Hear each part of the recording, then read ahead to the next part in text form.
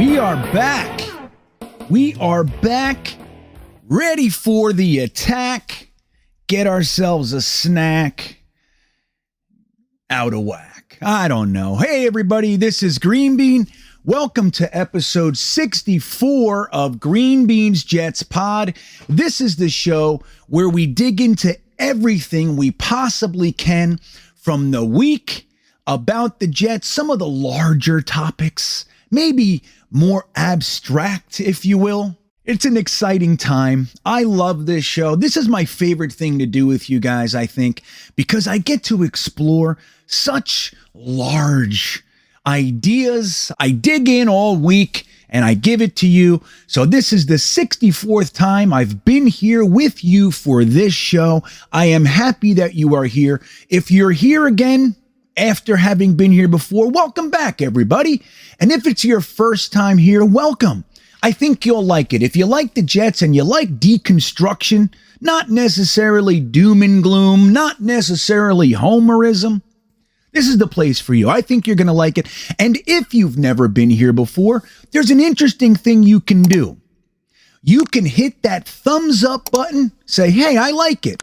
Well done, sir. I appreciate that. And if you really want to stick around for a little while, you're like, hey, let me hang with this guy for a bit. You can hit this rectangular candy-like button. The jolly candy-like button that says subscribe on it. You click that, and then you are a member of the crew. You're of this channel. And if you really want to get fancy, hit the bell. You'll be reminded every single time I go live, which can happen any given time. But on a weekly basis, we have the Monday night mock, the 10 o'clock mock, which is at 10 p.m. every Monday until the draft. And then we have the Thursday thick of it, 8 p.m. Eastern time with Frankie from Flatbush, Wat2K, myriad guests. It's a good time. Last week, we went 3 hours and 15 minutes, usually a 2-hour show, but you just never know. And that's where the chat is highly engaged. It's such a good time. Welcome, welcome, welcome. I hope that you stick around and hang out with me to talk about the Jets and potentially some other NFL happenings. So this week is an interesting one. We are kind of settling down. And it's funny because there's numerous reasons why settling down is the theme for me this week. The Jets free agent splurge seems to be over. It's not that we won't add guys or do this or that, of course. But it does seem like the big burst is in our past, right? We grabbed 7 free agents approximately, and now we're just kind of seeing what's out there, seeing who gets released, all that kind of stuff. But that's in our past, so it's kind of settling. We're looking at the NFL draft, which is coming April 28th, which if you do not know, the place to be is over at Jets Talk 24/7. Ryan, Matt O'Leary, and myself, we spend the entire draft live. So Friday night for round 1, we're live. Day 2, rounds 2 and 3, we're live. And the rest of the rounds on Sunday, we are live.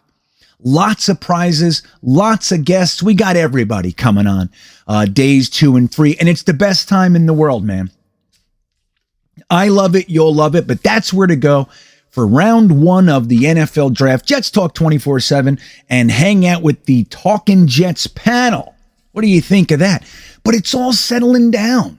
It was like mayhem. Remember that Monday? A free agent window opened at noon, the negotiating period, and we were like all live and online. Like, what's happening? What's happening?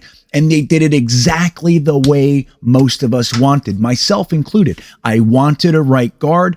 Number 1 on my list was Laken Tomlinson. I was happy with James Daniels and many other guys, but Laken Tomlinson was number 1 on my list for specific reasons.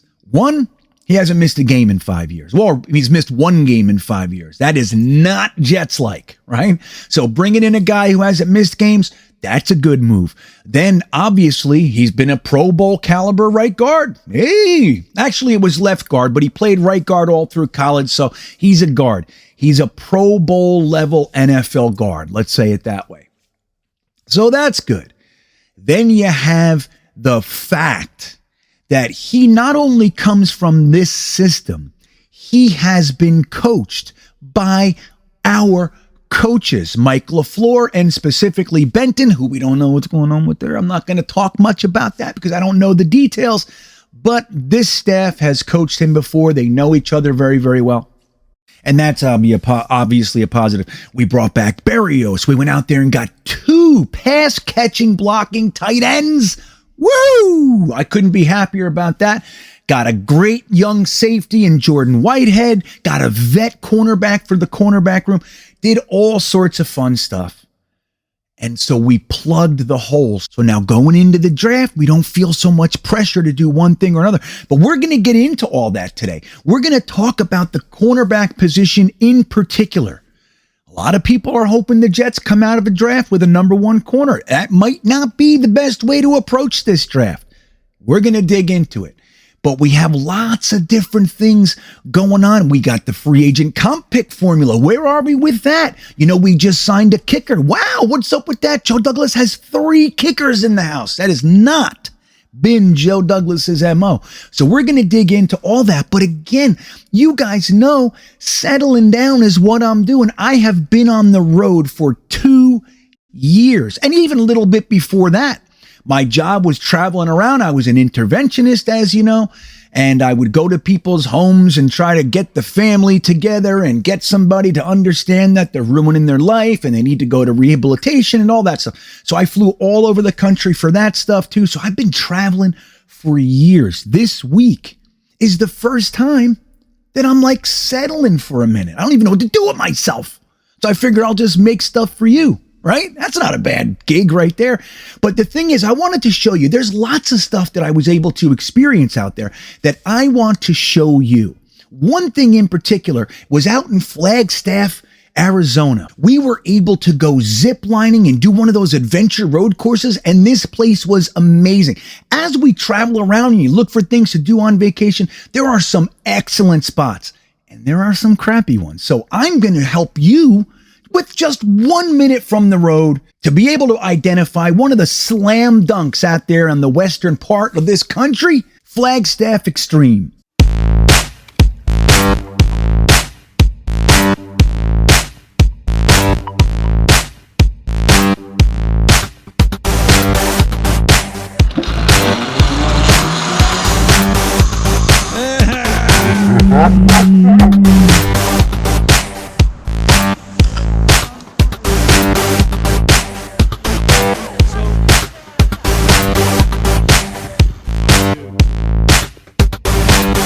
Guys are awesome.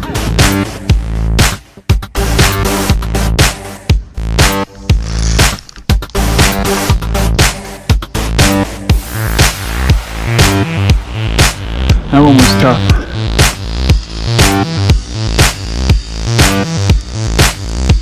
"400-foot zip line."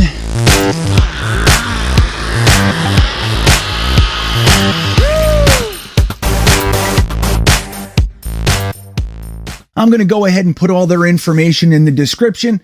Again, I had the best time. I think you guys will too. I'm going to give you all kinds of tidbits. We have pizza places. We went all over the country. I'm going to dump it all. I have, without exaggeration, hours and hours and hours of film for you and information I've collected. I can't wait to give it all to you. But guys, let's get right into the Jets. This is going to be interesting. The first thing we got to get off of our docket is all the happenings of this week. What happened? A lot happened for the Jets. So with that, let's get right into the news of the day.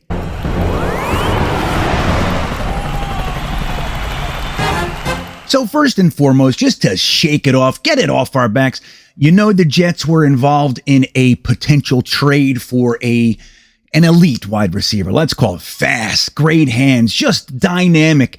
The Jets very sneakily, without our beat knowing, yet again, they didn't know anything about this one. They were in negotiations with the Kansas City Chiefs, which is interesting because a lot of Jets fans are in fear that Joe Douglas has gotten such great return on his trades that a lot of NFL teams are going to stop trading with him, right? Everybody's spooked. It's like a very similar mindset to I don't want a good offensive coordinator because then somebody's going to take him for a head coach, right? We got to just calm down. We got to remember that the first thing we want to do is get good people, right? We'll deal with whatever baloney comes after it later. So Joe Douglas has been able to get some really good return on trades. In particular, maybe arguably one of his best trades was midseason last year. He traded tight end Daniel Brown right at the trade deadline there. He went and traded him to the Chiefs for starting caliber right guard LDT, Laurent Duvernay-Tardif, Dr. Blocker, we like to call him. He came over, improved our offensive line dramatically from Greg Van Roten. It was an undeniable upgrade. And then they ended up cutting Daniel Brown over there in Kansas City, and we got him back a couple weeks later. So essentially, we got LDT for free. How the hell does Joe Douglas do that? I don't know. I just don't know. But he was able to protect Zach Wilson, give our running game a little bit more of a boost.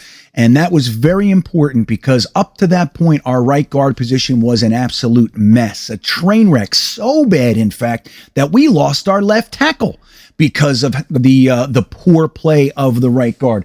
As we know, Greg Van Roten was getting tossed around and manhandled, and they ended up rolling on Mekhi Becton's knee, and we lost him for the season. So that was terrible, and we were able to upgrade it. So who knew that the Chiefs would be willing to trade with the Jets again? Right? We're all freaked out. We're all spooked that the Jets won't be able to trade with anybody because everybody's terrified of general manager Joe Douglas. Well, that's not the case. We were in negotiations. They had accepted our trade, which is rumored to be picks 35, 38, and 69.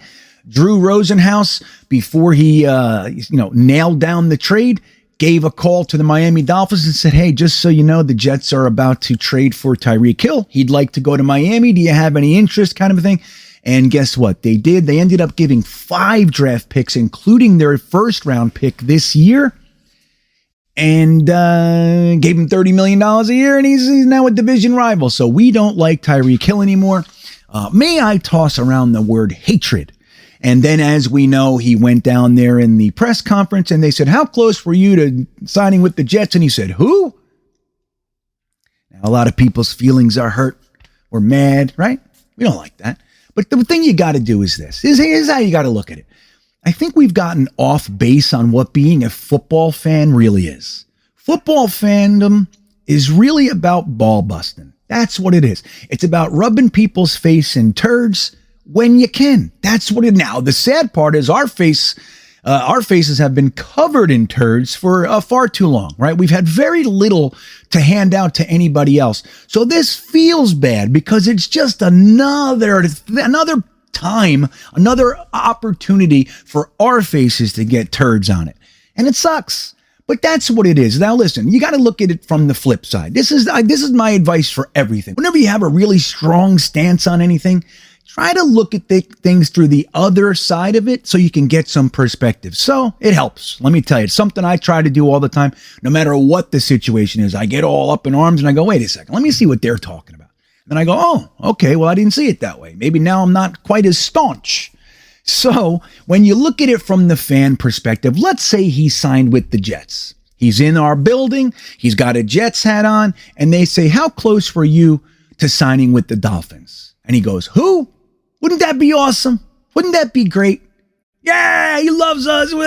So that's all it is. He knows the score, man. He knows the deal. He knows he went to a division rival. He's having some fun with it. Who? Who's that? I was never considering them. I wanted to be here. I love it here. This is where I've always wanted to. Of course. And there's some truth to it, right? So it's not that big of a deal, guys. It's not that big of a deal. The silver lining is that you want to know, once again, that Joe Douglas is out there overturning every stone. That's what we want to see. That's what we want to see. And secondarily, nobody knew. No one knew anything. They're over there telling us that Joe Douglas loves Calvin Ridley, or they're telling us that he's in deep negotiations for Amari Cooper. Joe Douglas left that building. They don't know what Joe Douglas is doing. That's why anytime I hear anything, I go, okay, very good. Like today, another piece of news. Now, you're hearing this on Monday or maybe Tuesday or Wednesday. So over the weekend, when I'm recording this, we got news today that the Jets have signed another kicker, which is fantastic news, guys. I don't know if you realize how big of a deal this is. This is the offseason, the first offseason. We have 3 legitimate kickers. Now, you can feel one way or the other about any one of them. Matt Amendola, he had a good stretch with us, and he had a terrible stretch. He was cut, brought back. So we got Matt Amendola, we have Pinheiro, and now we have Greg Zuerlein, who's about to start his 11th year in the league. He is a Dallas Cowboy after being for the Rams for quite some time. He was a Cowboy for 2 years, 34 years old. We go ahead and bring him in, but who announced it? Was it the Beat? No. It was the Jets Instagram people. So again, it's just funny, like we hear all this stuff about who's interested in what's rumored to be this or that, and they don't know. They don't know anything. So let's talk about Greg Zuerlein. Again, his 11th year in the NFL. He was a 6th round pick in the 2012 draft. He was actually drafted by the St. Louis Rams. Remember those guys? He's been to 1 Pro Bowl, and he was one time a first-team All-Pro. That was back in 2017. The Pro Bowl and All-Pro year came in the same year. And last year, he was 5 for 5 under 30 yards. He was 42 for 48 in point after attempts. And from 30 to 39 yards, he was 15 for 16. So he only missed 1 kick anywhere under 40 yards. So he was pretty damn good. 5 for 5 up to 30, 15 for 16 up to 40. So he missed 1 kick under 40 last year. He was 7 for 9. So he missed 2 more from 40 to 49. And then he has some issues. So he looks pretty good up to that point, right? He 2 for 5 over 50. So he did make 2, but he missed 3. Once we get over 50 yarders, he has some difficulty. So he's a career 82.2% kicker, which is pretty good. And his long is 56. So even though it would be scary to bring him out there for over 50, he has made a 56-yarder. So this guy's not going to be breaking any records, kicking any 60-yarders most likely, but he's a very strong kicker candidate to battle with Pinheiro. And Amendola, I'm not really sure how he fits. I mean, he had some real hero moments. Remember when Braden Mann's plant leg got ripped off? Amendola came in and did really well. He led the league in punting that week. So he's got a super strong leg. I just don't know what the plan is for Amendola. But again, it's an immense positive because one of the areas I have the biggest gripe with Joe Douglas is his handling of the place kicker situation. I just don't like it. It started off like a train wreck. We had, what the hell was that guy's name? The guy who missed the kicks in Buffalo and we lost the game, and just on and on and on from there. Keswick, I don't know. We had all kinds of guys. We've had like 7 or 8 kickers in here, and this is a good one because Zuerlein is an NFL pro, Pinheiro is an NFL pro, and Matt Amendola has done some good things, and we may still even bring in like an undrafted free agent or anything. I will say that I think the Zuerlein signing is going to take away any potential that we thought we were going to use a draft pick on a kicker. Now, again, we don't have 6th or 7th rounders, so using a 5th on a kicker is unlikely anyway. But still, if we were thinking about maybe a Cade York or something, if he doesn't make it to the undrafted free agent crop, then more than likely we're not going to get him. So I think that a draft pick for a kicker is kind of off the table with the Zuerlein signing. But here's the interesting thing about the Zuerlein signing. He does not count against our comp pick formula. And we're close, guys. I'm going to give you something here. This is the closest we've been in a very long time to actually being able to score one or more of these comp picks that the NFL gives away. The NFL gives away free draft picks to teams every single year. We haven't gotten any, maybe one, since the 2014 Idzik 12. He got 4 comp picks, and that's how we had the Idzik 12. We wasted them entirely, but we still had them, and that was pretty much the last time we saw a comp pick. I do think we had one between 2014 and 2022. So we're talking 8 years without one, and before that, we were sparing as well. So this is a good opportunity, and signing Greg Zuerlein, he was released by the Cowboys, so he does not count against the comp pick formula. Now, just so we're clear, unrestricted free agents count against the comp pick formula. So however many you lose that get signed from your previous roster, that goes against how many you bring in. but if they're released, if they're cut, it doesn't count against the formula. So who did we lose? Well, more news of the week. We lost a beloved player this week. We all loved him. We were big fans. We thought very highly of him for a long time, and that is obviously Jarrad Davis, right? We know. We had such high hopes for Jarrad Davis coming from the Detroit Lions, a former first-round pick. I'm obviously alluding to Crowder, but since we're on Jamison or on Jarrad Davis, we'll talk about him. Interesting turn of events. Jarrad Davis went back to the Detroit Lions. So the team that he was drafted by, he spent the first 4 years of his career with, that was the Matt Patricia. He was drafted by the previous administration. Then he played for Matt Patricia for 2 years. So this will be his third coach in Detroit. So he played with us for 1 year, did not work. We let him go. He went to Detroit. Now he's back there for a second time, third coach, and we'll see whatever happens with him. But we lost him this week, and then obviously I was playing games. We lost Jamison Crowder. Not only did we lose Jamison Crowder, we lost Jamison Crowder to the damn Buffalo Bills. How terrible is that? Huh? It's not what you want to see. Now, a lot of fans are struggling with my take on things. I say, once they're not a Jet, I hate them. Now, I'm not talking about the man. Right? I'm not talking about I hope his family gets hurt. Nothing. I'm talking about on the football field, in the NFL. I hate him. I root against him. The second he went to a division rival, he's dead to me. I hate him. So I make my decision now, and a lot of fans, they want to still hold love and all that crap. And then as soon as he scores a touchdown against us, you'll hate him too. And then I'll welcome you to the fray.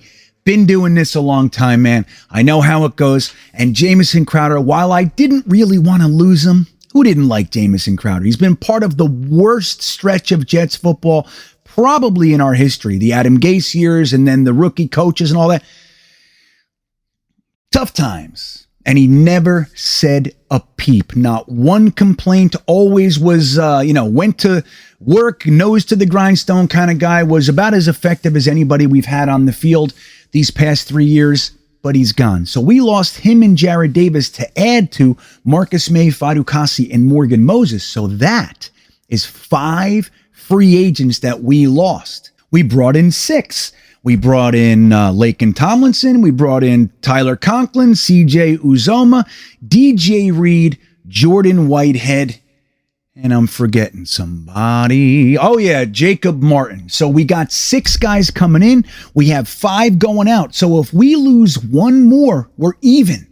Now, that doesn't get us a comp pick necessarily. It could, depending on the qualifications and all that jazz. Like, for example, if we bring somebody on and they end up having a terrible year, they don't play or anything like that. Let's say Jacob Martin goes down in the preseason and he does nothing for the whole year. That could be removed from our pot. Exactly how it works, it's hard to decipher, but there are things like that come into play. But let's just look at it for what it is at face value. Right now, we have 5 that we lost, 6 that we brought in. So if we lose one more, we lose Tyler Croft, we lose Kyle Phillips, or any of these guys, then it's even. And then every one after that we lose, we have the potential of receiving a comp pick. And that would be very, very cool. And honest to God, I think this is the year Joe Douglas is starting to flip that. He was able to trade a lot of our assets away the first 2 years that he was here. Jamal Adams, Sam Darnold, Avery Williamson, Chris Herndon, and on and on. He was able to acquire a lot of assets. That's pretty much done. Not to say he couldn't get something for a player here or there on our squad, but overall, the larger portion of that is over. So now it's time to start using these draft picks, bringing them in, have your foundational core, and when guys leave, having the pipeline players come up into their spots so you don't have to rely so much on free agency, and then you start getting free picks from the NFL. And I've told you guys a million times, the Steelers, the Ravens, the Patriots, the Rams, these teams have done this for years. There were years that Bill Belichick had 2 or 3 extra thirds. Can you imagine? We had to trade Leo Williams to get a third. We had to trade Jamal Adams to get an extra third. You know what I mean? So it's not exactly fodder. This is valuable stuff. So when you look at your team, you have your 7 draft picks, and then they throw on 2/3, a 4th, and a 6th on top of that. That's friggin' good. So Joe Douglas, in my opinion, and it's looking this way to me, is starting to be able to focus on that a little bit more as he has core guys in the, on the squad, on the team, losing guys like Fadukasi, Morgan Moses and such, Marcus May. That's going to be more of the norm. We see these expensive free agents leave, and we already got the guy in house to replace him. Now, really interesting. We talk a lot of the time about these 1-year contracts. 1-year Joe, a lot of people call him. He doesn't know how to sign anybody long term. He doesn't know how to save his own guys or retain his own guys. All he knows how to do is get 1-year contracts. Here's where we start seeing the wisdom in that. 2 of those 1-year contracts from last year, Morgan Moses, Jared Davis, they're already counting toward the comp pick formula. 1 year later. So now we got Becton, we got Noah. We got George Fant, right, at the tackles. We also have Connor McDermott, Chuma Edoga. We might bring one in via the draft for the pipeline, but we have these tackles here. Morgan Moses was no longer necessary. I would have liked him, but he's not necessary. We signed him for the year. He bolstered our line. He's gone. And now we got a guy that counts toward the comp pick formula. So do you see what I mean? So this stuff could start to come back and pay dividends, which would be really nice. So the comp pick formula is in full effect. I will be updating you guys as often as I can. As soon as I see something happen one way or the other, I'm going to be letting you guys know. A lot of people don't focus on this. I have been keyed into the comp pick formula for 5 years, 6 years, and I'm always disappointed. Now, one more tidbit on all this free agent comp pick stuff. Whatever happens this year does not provide draft picks for 2022. Whatever happens this free agent period will affect 2023. So when people ask me all the time, we lost Marcus May, is he a comp pick?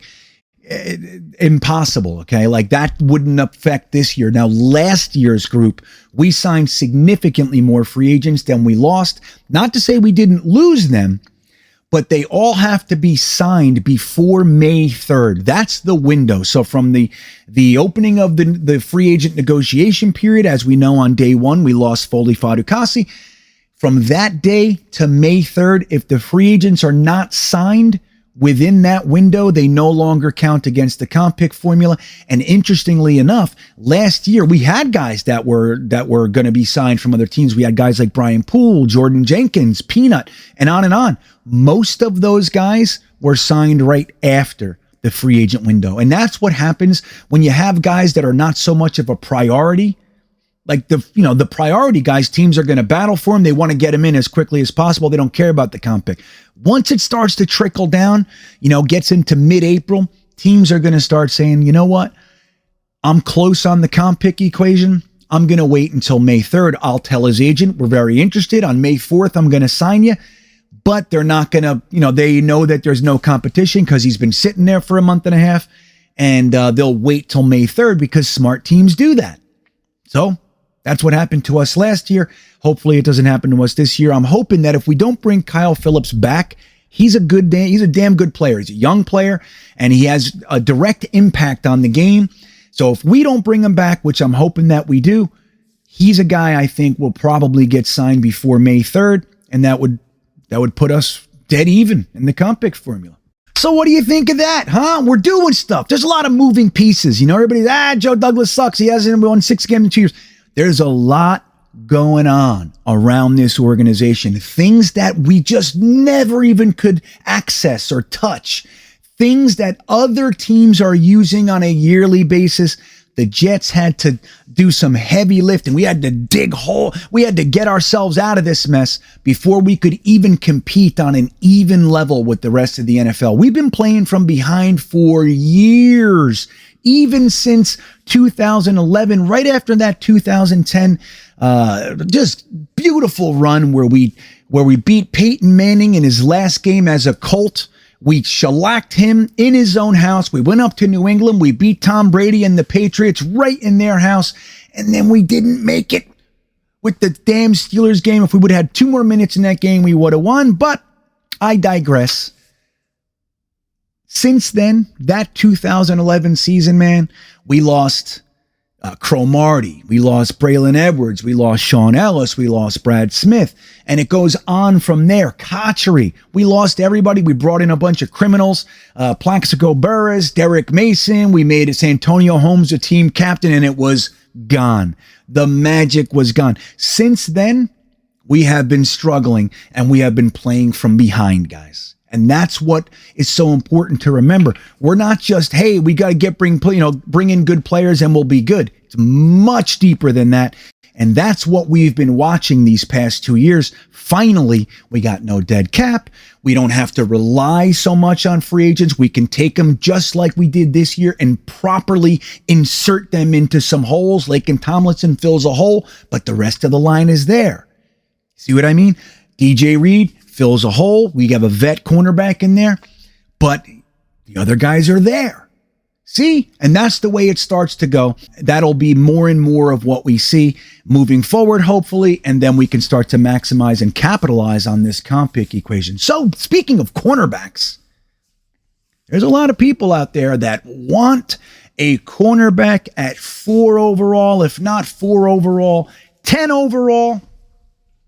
And we're going to dissect that, and I'm going to tell you why I don't think that's necessarily the best course of action. And for that, let's get into the intelligent gripe. Back in 2009, a very famous quote came out from the Baltimore Ravens organization from former coach Brian Billick. When we signed Rex Ryan as our head coach, he said, know this. He loves cornerbacks, right? And we saw that. We had Darrelle Revis in-house. They went out and traded for Antonio Cromartie, who was with the Chargers at the time.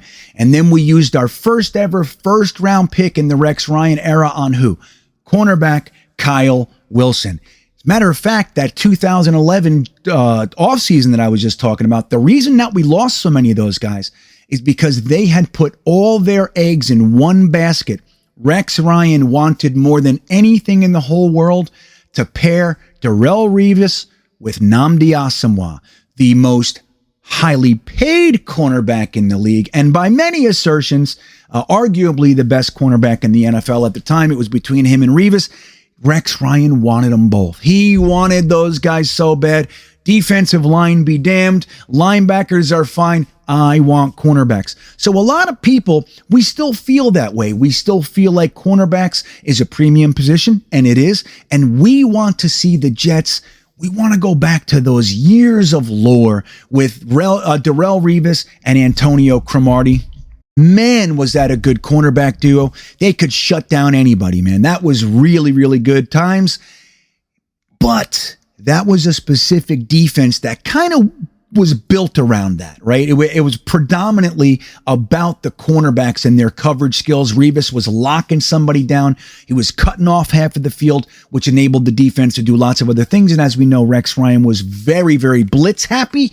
So that enabled him to do that. Now, this defense that we have right now is more predicated on pressure, pass rush. The problem with that, we don't have anybody that applies pressure. Now, we know we gave a free agent contract to Carl Lawson. Sadly, he had a season-ending injury when we were up there practicing with the Green Bay Packers on a grass field, no less. Just freak accident, blows his Achilles out, and we lose him for the year. Terrible. He was supposed to be a major impact on our team last year. And not only did we lose his pass rushing ability, we lost his leadership. That was a big one last year. But in addition to that, we brought in guys like Vinny Curry. He was supposed to be a rotational guy. Vinny Curry can get you 5 to 10 sacks a year doing the rotational thing. So he was considered a quality vet addition. Then we brought on a Saleh favorite, known to do a lot of the dirty work, in Saleh's words, Ronald Blair. We brought him in. Now we add those guys to the interior of our line, which is Quinnen Williams, little JFM action. And then we have guys on the edge like Bryce Huff and Jabari Zuniga, both of which were brought in the 2020 draft. So when you bring in Carl Lawson, Vinny Curry, and Ronald Blair to that mix, it seems pretty good. You got a nice foundation. The problem is Lawson, Curry, and Ronald Blair went down. We had to go use a 6 for Shaq Lawson, and we all know what happened. JFM had to go back to the outside, which he's not really made for. He can do it, obviously, but he's more of a 3-tech kind of a guy. And I think that's going to be real nice if we can keep him in there this year. But last year got thrown up into the wind, and we didn't get to see what this defense really has in store for us. So where does that leave us this year? We're heading into the 2022 draft, and a lot of guys want who? Sauce. That's what we want. There are even guys like Ryan from Jets Talk 24/7. He's pouring sauce on everything. It doesn't matter what it is, he wants to pour sauce on it. He loves Sauce Gardner so much, he wants to use his name in every sentence that he has, right? Now I can understand. Sauce Gardner is 6'3", $190. He's got 33.5-inch arms. He has a 79 and change inch wingspan. Now he's in the 97th percentile of cornerbacks with that length of arms, with that wingspan. 97th percentile. That means he's got more to offer in that department than 97% of the cornerbacks that we see out there. It's pretty damn good. Sauce Gardner ran the fastest ever 40 time, which is 4.41 seconds for a cornerback above 6'2" and has 33.5-inch or above arms. That's pretty interesting. You can keep adding stuff. And, weighs over 190 and who has fingertips that are longer than the middle finger, whatever. We can keep adding that stuff, but I think it is legitimate. He ran a 4.1 40 time. He looked fantastic and fluid in the drills. 6'3" is hard to coach, man. It really is. And we know that his college production, he didn't give up one touchdown in all of his years playing cornerback at the college level. What's not to like about this guy? You love him. How do you not love him? The problem is, if we take Sauce Gardner, we're more than likely going to need to use 4 to a slightly lesser degree. If not 4, you're going to have to use 10. You're not getting Sauce Gardner at 35. Ain't happening. So you're going to have to use 4 most likely, or push it, and at worst, you're going to use 10. So what does that do to us? What position does that put us in? Well, it takes us out of the premium edge rusher game. We already talked about this defense is predicated on having a significant edge presence. It's about the pass rush. Both Saleh and Joe Douglas have said it on numerous occasions. The defensive line is where it's at for this defense. We need it. It's all about pressuring the cornerback. Now, when you look at this trade that we just missed out on, the Tyreek Hill trade, he would have been great for our offense. Why? He's a precise route runner. He's about the fastest guy in the NFL, and it would have been great. This offense likes to have really precise route running and all that jazz, right? That's why we like Elijah Moore so much. Having Tyreek Hill and Elijah Moore would have been, especially with our big tight ends and Michael Carter, it would have been nice. But now he's on a division rival. So we're going to have to face him twice a year, along with Jalen Waddle, who's, arguably what Elijah Moore, what we're hoping he becomes, right, to some degree. So they got Jalen Waddle over 1,000 yards receiving last year, and then they bring in Tyreek Hill. So the natural inclination is we got to get cornerbacks. We got to stop these guys. I don't know how many cornerbacks that were able to stop Tyreek Hill. It's just one of those things. So looking at it that way could be a little off base. We need to do one thing to stop that. And again, it boils back down to what Saleh said about the defensive line. It is all about getting to the quarterback. How do you neutralize Tyreek Hill and Jalen Waddle? You get to Tua. That's how you do it. You don't play backup ball and try to react to those guys. Dude, they're going to beat you. It's just that simple. It's going to be increasingly difficult to find cornerbacks that are going to cover those guys. So you don't worry about that. You go get Tua. That's the way you do it, right? And that's what this defense is. So if you take Sauce Gardner at 4, and even with that Tyreek Hill, Jalen Waddle inspiration, right? You're looking at the very real possibility that you lose the best edge rusher on your board at 4. Making it to 10, you're really dancing with fire, man. You really are. So you look, let's say the first 3 picks are Evan Neal, Aiden Hutchinson, Kyle Hamilton. And you got Thibodeau, you got Jermaine Johnson, you got Karlaftis, you got Walker there. All the guys that you can want. I'm going to tell you right now, the Jets don't view all those guys in the same tier. I'm just telling you. More than likely, they have refined that down to the 1 or 2 guys that are the only ones worthy of the 4 picks. So, if you take Sauce Gardner, you're losing out on the edge rusher. More than likely, if you do it at 4. Now, if Sauce Gardner's that good, why do you care, right? Well, let's look at what we have on the defense right now and see what's a bigger need. We just talked about our edge situation. We do have Carl Lawson. A lot of people are expecting big things from him again this year. But it's an interesting thing with Jets fans. We're all down on Becton, a 22-year-old guy who missed 1 season. And then we put all of our eggs in the Carl Lawson basket, where he has missed 3 seasons. Well, some variation of it. He has had 3 season-ending injuries, 1 with the Achilles last year, and then 2 with knee injuries. So we don't know what Carl Lawson's going to be. I'm love having him. I'm really psyched. But the truth is, depending on Carl Lawson to provide your edge, we already saw what that looks like last year. We had to panic and go spend a 6th-round pick on a guy who was not Carl Lawson. Shaq Lawson, I mean, he was okay, average at best. So we know that we need an edge rusher. We know it. Even if Carl Lawson comes back and plays all 17 games, there's an argument to say we still need another edge rusher. And having a premium edge rusher, your best edge rusher on your board at the time of the 4th pick, would be optimal for this defense, right? Now, if Sauce is a significantly better player than that edge guy, there's an argument to be made. But let's make one thing clear. If you don't take Sauce at 4, it's possible that he's at 10, but you're risking losing him if he's the best player on your board, and you're definitely losing out on the edge rusher. Now, if we need a cornerback in the same way that we need an edge rusher, okay, there's an argument to be made there. If they're both equal holes, then you got a point. Let's look at our cornerbacks and see what's going on there. Now, we know we have Bryce Hall, a 5th-round pick in 2020. He's 24 years old, and he played all 17 games last year. What a rarity for the Jets, huh? Especially for a guy who slipped to the 5th for what? Injury concerns. So Bryce Hall played all 17 games, learned the system, right? We know that our whole defense, our whole team really was struggling all year, learning the base systems that we were implementing this year with Saleh, with LaFleur, with Ulbricht, with, Boyer's been around for a minute, but generally speaking, our whole team was super young, and they were all taking their lumps together to learn the system. So Bryce Hall has a complete year in the system. Now, Bryce Hall's stats look a little bit like this. He was ranked the 14th cornerback overall with receptions allowed in the NFL.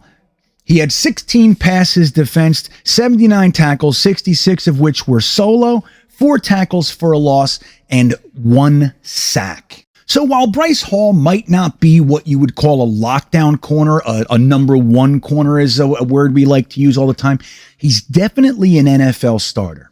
Without question. He can play in the NFL, and he's a good, solid cornerback. And again, that was first year in the system, so the natural tendency would be to grow and improve the longer you stay in a system. This is going to be the whole group's first time having an NFL offseason with this coaching staff and the new medical staff and everything. So Bryce Hall's pretty much a keeper no matter how you slice it.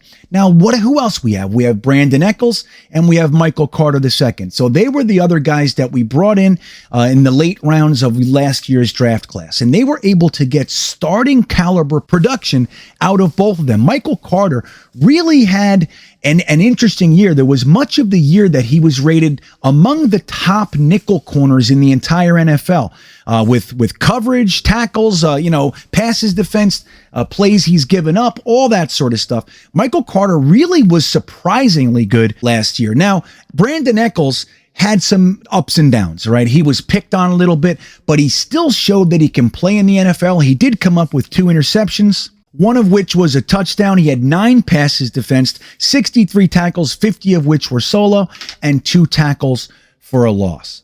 So we have Michael Carter, one of the better nickel corners in the league. We have Bryce Hall starting on the outside, and then we have Brandon Echols, who was starting on the opposite side, but I think might be the guy that needs a little bit more work, but still, throughout the season, he got better and better and better, and the same thing applies with these guys. Second year in the system, chances are they're going to improve. They're not going to have to think so much out there. But what did the Jets do in free agency? We went out there and we plugged a hole with this entire cornerback group being young. 2 years is the big bad vet in the group. We went out and brought a cornerback in, rated a top 10 cornerback by PFF. He's 25 years old, 5th round pick in 2018. He had a rating by PFF of 78.6, 2 interceptions in each of the last 2 seasons, 10 passes defensed, and a fumble recovery. So we go ahead and we bring in a vet, an old vet, a Richard Sherman, a young vet, 25 years old, getting his first real contract. And the Jets bring him in to not necessarily bring in age. He's 25. Bryce Hall and Echols are 24. The rest of the guys are 22. But we bring in a guy who has 4 years in the NFL. All right. So we added young depth, young vet. And more than likely, he's penciled in to start. I don't know why you'd give him an 11-year contract if you don't plan on him starting. So our cornerback group, while definitely not something that I would say is Revis Cromartie-esque, happens to be one of the strengths of the defense right now. We have holes all over the defensive line, particularly on the edge. Linebackers, we really only have CJ Mosley and whatever Jamie Sherwood ends up being. Well, then we have the safety group. We did bring in Jordan Whitehead and we signed LaMarcus Joyner. More than likely you need another one, and then Ashton Davis will round that out. But the cornerback group actually looks like the area on the defense that just might be good. Now, do you ignore great players when you can get them? No, you don't. That's where Kyle Hamilton and Sauce Gardner come in. If you can get one of these guys, they're leaps and bounds better than the other guys on your board. Look, you have an argument to take them. But again, cornerback is the one area on this defense that really could be argued can make it another season. And we can see these guys. We run it back with these guys, adding DJ Reed, see how they perform their second year in the system. And if they're not going to make it after year 2 in the system, then you go out and you get a cornerback next year. Because again, you take Sauce at 4 or 10, you're not getting an edge rusher. And then, well, let's say we got the edge rusher at 4 and then Sauce is sitting there at 10. Let's look at that turn of events. What's another need on this team that everybody's talking about? We have 2 really. That would be, 3. 3 really that you can justify taking up top. One is wide receiver. If you want the best wide receiver on your board, you got to take him at 10. Between 10 and 35, you're probably going to see anywhere from 5 to 8 wide receivers taken. Just the way that it is. When you look at the boards and the team needs of the teams between 10 and 35, more than likely you're going to see a minimum of 5 wide receivers taken. So then you're left with the 6th wide receiver on your board. Now, I'm a proponent of waiting till the 2nd to get our wide receiver, but if you want to go ahead and grab a Garrett Wilson, a Drake London, a Treylon Burks, any of those guys, 10 is the last opportunity that you're going to have to grab them, unless there's a trade back or something along those lines, which would preclude us from getting Sauce Gardner anyway. So now we're sitting at 10. We grabbed an edge rusher at 4. We grabbed our edge rusher at 4, and now we're sitting at 10. We're looking at Garrett Wilson, Sauce Gardner, Drake London, Jordan Davis, Nakobe Dean, Devin Lloyd. Again, it can be argued, and I think successfully, that the linebacking core could use an infusion of premium talent more than the cornerback room. The defensive tackle, you got an argument, maybe not. But at that point, it could be argued that the defensive tackle on the board, if it is in fact Jordan Davis or Leal or any of these guys, that the player on the board, the best player on the board might just be a defensive tackle. Now, I don't know what their board looks like, but there's an argument to be made for that. So again, I'm not saying that Sauce sucks. I'm not saying that I don't like Sauce. I'm not saying anything about the player. I happen to love him. And I actually was watching more of his stuff last night. I watched the full game just last night on Sauce Gardner. Love him. I like Kobe Bryant too, but that's a different story. So I like the player, but I really do think that there is an argument to be made that we don't even need a cornerback in this draft at all. Over the past 2 years since Joe Douglas has been here, we have used quite a few assets on cornerback. Now, not premium assets, right? We know that, but we took Bryce Hall. We got an undrafted free agent in Javelin Guidry, who has been brought back. And last year we used 3 picks on Pinnock, Echols, and Michael Carter. And then we used an undrafted free agent on Isaiah Dunn, who we gave the largest cornerback undrafted free agent contract ever, right? And we like Isaiah Dunn, so he's another guy in there. So we have cornerbacks, and we have a lot of cornerbacks, a lot of young cornerbacks that we like. And then on top of that, we went out and got an $11 million cornerback to inject into that room. So when you're talking about taking Sauce Gardner, very similar to when we talk about the offensive tackle being the selection at in the top 5, we're looking at a position that is actually well manned right now, and using the premium capital not to plug a hole, not that you draft for need specifically, but when you're having this play where the guys on your board are in an equal talent level, you got Thibodeau, Karlaftis, Sauce, Jordan Davis, Devin Lloyd, Garrett Wilson. The argument is, if you have them in a similar tier, that you go for the need. You go for the need. Again, unless the one player is above them, like the rating system, one's a 9 and one's an 8.1. If that's the case, then you go for the guy who's a 9. But when you have them all at 8.8, between 8.7 and 9, and they're all right there, need supersedes talent in that instance. So, what do you think? I know a lot of you like cornerback. A lot of you are not even going to hear my argument, and you're going to get mad at me and call me ugly. I know how it goes out there. I've been a Jets fan for a long time. I know how we roll out there. But what do you think? When you look logically at the situation, when you really look at this logically, not emotionally, not falling in love with one player or the other, when you look at our needs, you look at the talent on the board, I think there's a pretty good case that cornerback is a position that we probably shouldn't even touch in this draft. Got lots of needs. The strengths of the draft are in other places outside of Sauce Gardner. And I like some other cornerbacks too, don't get me wrong. But there's a case that cornerback shouldn't even be thought of in the top end of this draft. What do you think, Jet Nation? Let me know. I want to hear, but I want to hear it respectfully. Again, don't throw stones, you bastards. I know how it goes out there. I can't wait to hear what you have to say on this one. Let me know why you think Sauce Gardner is a better pick than an edge rusher and or wide receiver or linebacker there. I can't wait to have these great intellectual conversations with you. And with that all said, I hope you're having a fantastic week. And as always, go Jets.